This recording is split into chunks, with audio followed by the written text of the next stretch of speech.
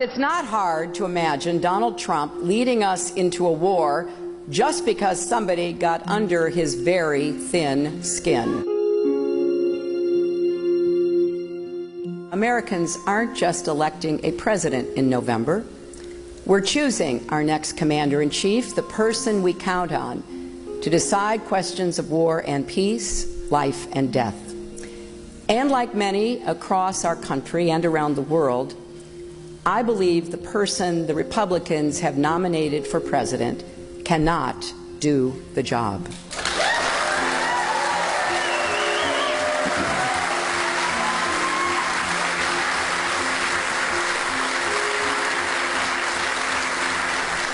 Donald Trump's ideas aren't just different, they are dangerously incoherent.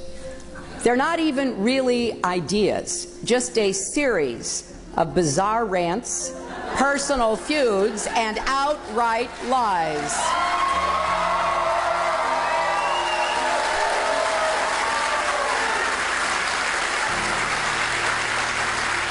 He is not just unprepared, he is temperamentally unfit to hold an office that requires knowledge, stability, and immense responsibility.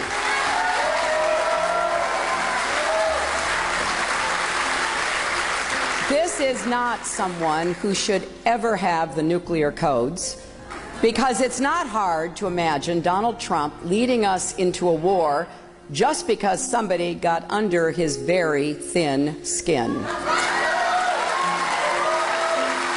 Diplomacy is often the only way to avoid a conflict that could end up exacting a much greater cost. It takes patience, persistence, and an eye on the long game, but it's worth it. Take the nuclear agreement with Iran. When President Obama took office, Iran was racing toward a nuclear bomb. Some called for military action. But that could have ignited a broader war that could have mired our troops in another Middle Eastern conflict. President Obama chose a different path, and I got to work leading the effort to impose crippling sanctions. We brought Iran to the table, we began talks, and eventually we reached an agreement that should block every path for Iran to get a nuclear weapon. Donald Trump says we shouldn't have done the deal. We should have walked away. But that would have meant no more global sanctions and Iran resuming their nuclear program and the world blaming us. So then what? War? Telling the world, good luck, you deal with Iran?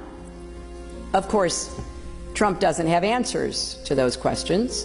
Donald Trump doesn't know the first thing about Iran or its nuclear program. Ask him.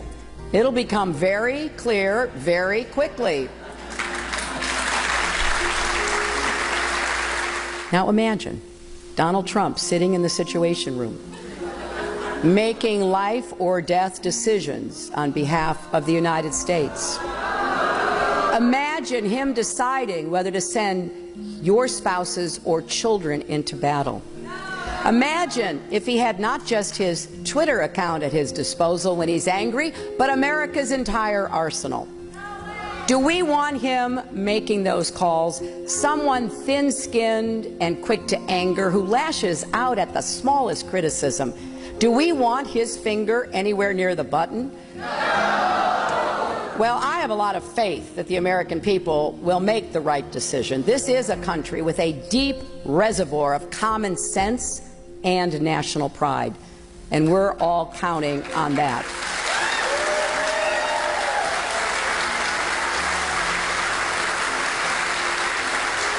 Because making Donald Trump our commander-in-chief would be a historic mistake, and it would undo so much of the work that Republicans and Democrats alike have done over many decades to make America stronger and more secure.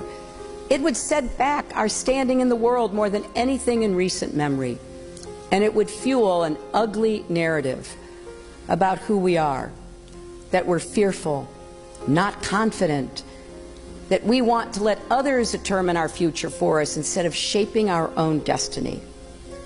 That's not the America I know and love.